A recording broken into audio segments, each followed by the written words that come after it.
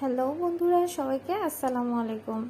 জান্নাতুল মালিহা চ্যানেলে যেহেতু আজকে আমার প্রথম ভিডিও, আজকে দেখাবো গরুর পায়ার নেহারি। আজকে ছিল পহেলা মে, মানে মে দিবস। আজকে একটি ছুটির দিন, সো দ্যাট আজকে আমাদের বাসায় অনেক মেহমান ছিল। আর মেহমানদের রাতের খাবারের আয়োজনে ছিল গরুর পায়ার নেহারি। আমি আর আমার বড় যা মিলে পায়াগুলোকে ভালো করে ধুয়ে নিচ্ছি, আর তার থেকেও বড় যে যা আছে সে রান্না করবে নেহারি। এদিকে ভাবি নেহারি রান্নার জন্য মশলাটা রেডি করে নিয়েছে। আনফর্চুনেটলি আমি তা সব দেখাতে পারিনি।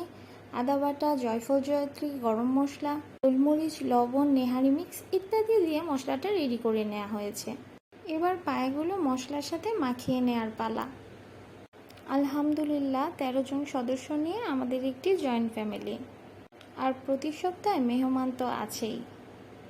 আমার বড় দুই যা এবং আমরা ৩ জন মিলেই বাড়ির সমস্ত কাজ করি।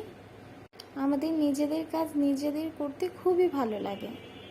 যেহেতু আমাদের সদস্য সংখ্যা বেশি, তাই আমাদের কাজের পরিমাণটাও বেশি, কিন্তু আনন্দটা তার চাইতেও অনেক বেশি। এবার এটাকে ভাবি ভালো মতো মাখিয়ে পানি দিয়ে বসিয়ে দিবে। যেহেতু নেহারিতে অনেক সময় লাগে, তাই পানির পরিমাণটাও বেশি। নেহারি যত বেশি জাল হবে খেতে তত বেশি ভালো লাগবে।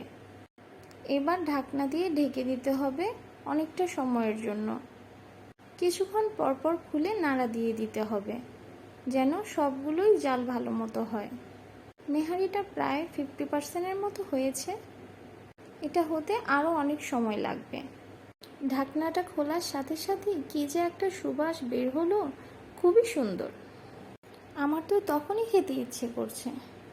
আমার হাজব্যান্ডরা 7 ভাই, 7 ভাইয়ের ফ্যামিলি এবং বড় বোনের ফ্যামিলির সকলেরই আজকে আমাদের বাসায় ইনভাইট। সবাই একসাথে খাওয়ার মজাই আলাদা। প্রায় 4টি গরুর পায় আজকে রান্না করা হয়েছে। এতজনের মধ্যে ভাগে একটু কম পড়তেই পারে, কিন্তু সবাই মিলে খেলে পেটটা একটু কম ভরলেও মনটা তৃপ্তি সহকারে ভরে যায়। এর যে কি শান্তি, যারা জয়েন্ট ফ্যামিলির একমাত্র তারাই বুঝতে পারবে। নেহারিটা কিন্তু অলমোস্ট রেডি হয়ে গেছে। এর মধ্যে একটি পাউরুটিও দেয়া হয়েছে। যেহেতু আমার আজকে প্রথম ভিডিও, আমি অনেক কিছুই এর মধ্যে অ্যাড করতে পারিনি। ভুল ত্রুটি ক্ষমার দৃষ্টিতে দেখবেন। এবার নেহারিতে পেঁয়াজ বেরেস্তা দেওয়ার পালা।